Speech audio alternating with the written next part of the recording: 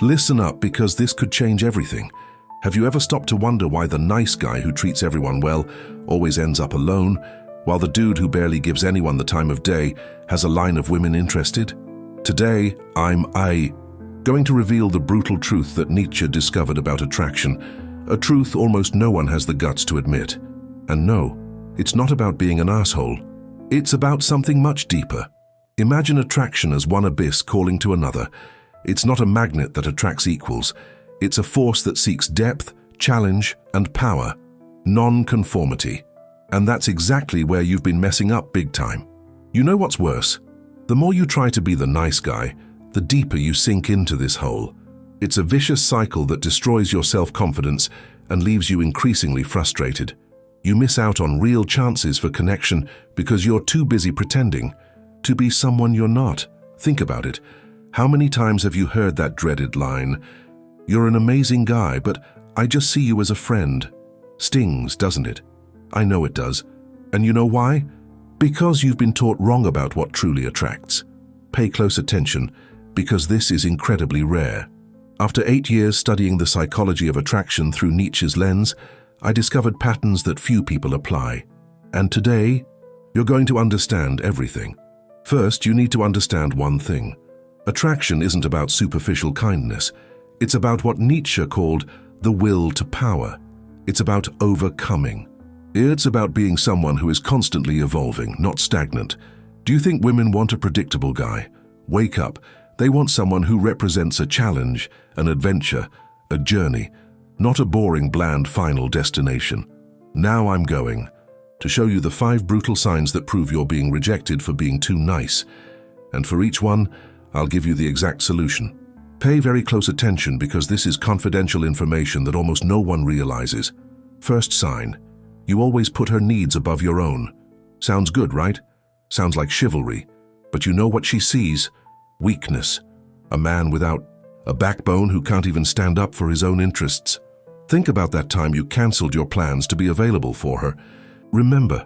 And what happened? She probably didn't even show up or acted like it was no big deal. You know why?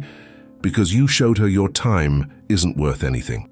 The will to power that Nietzsche spoke of is about having your own purpose. It's about having a life so interesting that she wants to be a part of it, not the other way around. When you throw away your plans, you throw away your value. Can you feel the difference? Second sign: you avoid conflict at all costs. Always agree, always give in, always want to keep the peace. But peace without tension is death. It's pure boredom, and boredom kills attraction faster than anything. Studies show that sexual tension comes precisely from friction, from challenge, from respectful disagreement. When you agree with everything, you become a mirror without personality. And no one wants to date a mirror. Remember that argument you avoided to keep the peace? Well, there you go. You lost the chance to show your convictions, your values, your strength. You lost the chance to create that spark that sets attraction on fire. The guy who respectfully disagrees and holds his ground is infinitely more attractive than a yes man. This is pure biology. The female brain was molded to seek strong partners, not weak ones. Does that make sense to you? Third sign: you give too much attention too quickly. You reply to messages instantly, always available, always ready. It looks like dedication, but in reality it's desperation. And desperation has a scent, man, and that scent repels. Think about your internal value radar. When something is too easy to get, it automatically loses value. It's basic psychology. If you're always available, you don't have a life of your own. And a man without his own life attracts no one. Nietzsche spoke about the danger of herd mentality. It's when you do things because you think it's the right thing to do, not because you truly want to. You reply quickly because you think it's polite. But what about your life, your projects, your goals? The woman who's worth it wants a man busy building an empire, not a puppy dog waiting for attention. She wants to be part of something bigger, not the center of an empty universe. Can you see how this changes everything? Fourth sign: you are afraid to express sexual desire. You stay in the friend zone, talking about life, philosophizing, but never making your intentions clear. You think being overly respectful will win her over. Wrong. Respect without desire is a guaranteed friend zone. The dance of bodies needs music, and you're playing elevator music when you should be playing rock. Understand the difference. There's a fine line between being respectful and being sexless. When you hide your desire, you're lying, and lies kill attraction. She knows you want it, you know you want it, but no one admits it. What a pathetic game is that? The female search for challenges includes the sexual challenge. It's not about being vulgar. It's about being honest with your masculine energy. It's about not being ashamed of your natural, healthy desire. Is this starting to make sense? Fifth sign, you constantly seek validation. Every action you take is calculated to receive approval. Every word is measured to avoid displeasing. You've turned into a politician trying to win votes, not a man living his truth. Remember, the inner strength that transcends the need for external validation is what separates boys from men. When you need her approval to feel good about yourself, you've already lost the game. Nietzsche had a brilliant insight about this. He spoke of the resentment the nice guy carries. It's that hidden anger from not being recognized for being goody two-shoes. But kindness with an ulterior motive isn't kindness. It's manipulation. You need to differentiate genuine kindness from disguised weakness. Genuine kindness comes from strength, not weakness. It comes from someone who could be cruel but chooses not to be, not from someone who has no choice. This is deep, can you see that? Now I'm going to give you the framework that changes everything. It's the triangle of magnetic will. These are 3 pillars that will transform you from a rejected nice guy into an irresistible magnetic man. First pillar, purpose. You need to have a clear direction in life, a personal challenge that drives you, mastery over your own existence. When you have this, you don't need a woman to be happy. And ironically, that's when they show up. Second pillar, brutal integrity. Being true to your values and desires, even if they're unpopular. Stopping the search for external validation and starting to validate yourself. That is pure power. Third pillar, constant overcoming. Always evolving, always seeking new challenges. Presenting an interesting game, not a predictable, risk-free life. Being a walking adventure, not a boring tourist destination. Apply these 3 and watch the magic happen. But you have to actually apply them, not just say you will. Now I know what you're thinking. So does that mean I have to be an asshole to attract women? Hold on. Being an asshole is the opposite of everything I've talked about here. An asshole is weakness disguised as strength. It's insecurity masked as confidence. What I'm talking about is being truly strong, having character and inner strength, not rudeness or disrespect. Nietzsche's brutal truth is about radical authenticity. It's about being so comfortable with who you are that you don't need to be overly nice or an asshole. You simply are, and that is magnetic. Think about that classic scene. A packed bar, loud music, the smell of beer and perfume mingling. The nice guy just got politely brushed off. The girl smiled, thanked him for the drink, and walked away.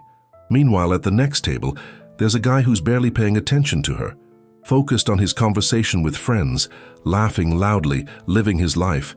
And guess who she's looking at? It's not because he's an asshole.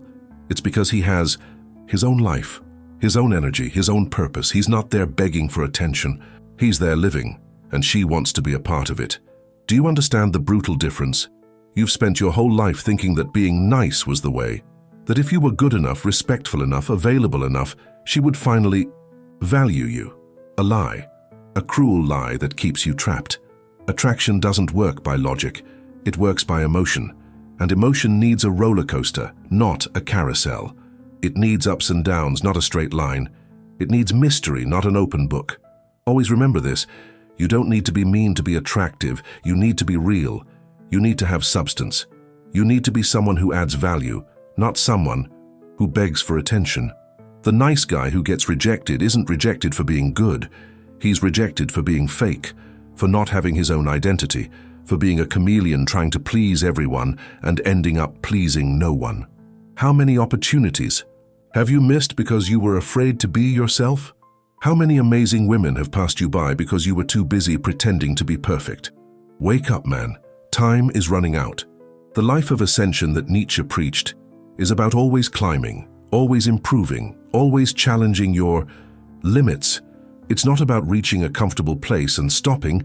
It's about the infinite journey of becoming who you truly are. And you know what else? No woman wants to be the ultimate goal of your life. She wants to be the journey companion of someone who's going somewhere incredible. Understand that?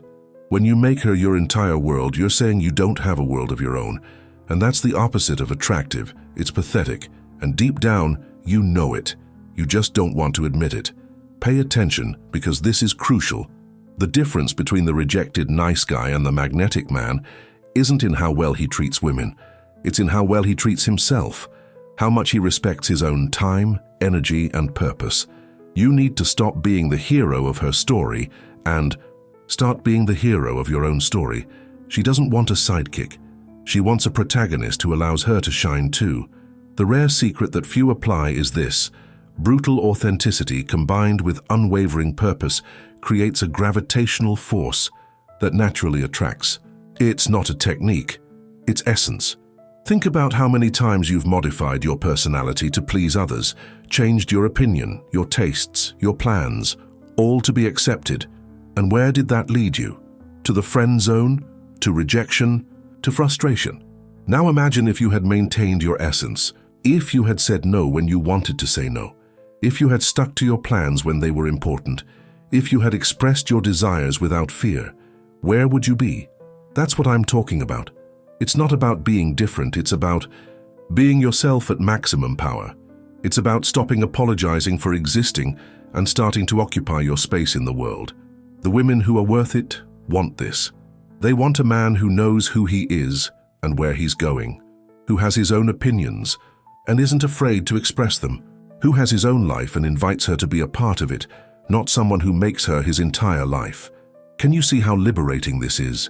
You don't need to pretend anymore. You don't need to calculate every move. You don't need to apologize for having desire, ambition, opinion. You can simply be.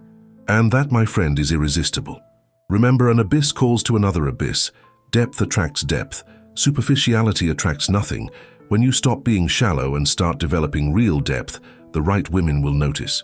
But this requires courage. The courage to be rejected for being yourself instead of being accepted for being fake. The courage to lose those who don't truly value you to find those who do. The courage to step out of the comfort zone of mediocrity. And that's where most people fail. They prefer the comfort of a lie to the pain of truth. They prefer the security of predictable rejection to the risk of genuine acceptance. They prefer to be the rejected nice guy rather than the authentic man who polarizes. But you don't have to be the majority. You can choose differently. You can choose the brutal truth instead of the comfortable lie. You can choose to be real instead of being accepted. You can choose to live instead of just survive. The triangle of magnetic. Will I showed you isn't just theory. It's pure practice. Purpose gives you direction, integrity gives you strength, overcoming keeps you interesting. The three together make you unstoppable. Now the choice is yours. Continue being the nice guy everyone likes but no one desires, or become the authentic man who polarizes but magnetizes the right people. You can't have both. If this truth resonated with you, if you felt that gut feeling of someone who just understood something profound, then do this now before you forget. Like this video and subscribe to the channel, because the abyss is calling. The question is, will you answer, or will you keep pretending you don't hear? The time to stop being the nice guy no one wants and become the man of value everyone respects is now, not tomorrow, not next week, now. And remember, it's not about being mean. It's about being real. It's not about disrespecting. It's about respecting yourself first. It's not about manipulating. It's about living your truth and letting the right people naturally gravitate towards you. An abyss calls to another abyss. Depth seeks depth. And when you develop that depth, when you embrace your will to power, when you transcend the need for approval, you become exactly the kind of man who no longer needs to worry about rejection. Because you're no longer playing their game, you're playing your own. And that's the final secret Nietzsche tried to teach us. Don't live by others' values, create your own. Don't seek external approval. Approve of yourself. Don't be the nice guy. Be the real guy. And that's what separates boys from men. Boys want to be loved by everyone. Men want to be respected by the right people. Boys fear rejection. Men use it as a filter. Boys pretend, men simply are. The brutal truth is in front of you now. What you do with it defines who you'll be from now on. And believe me, Women are watching. They always are. And they know the difference between the fake nice guy and the real authentic man. Choose wisely. Your future depends on it.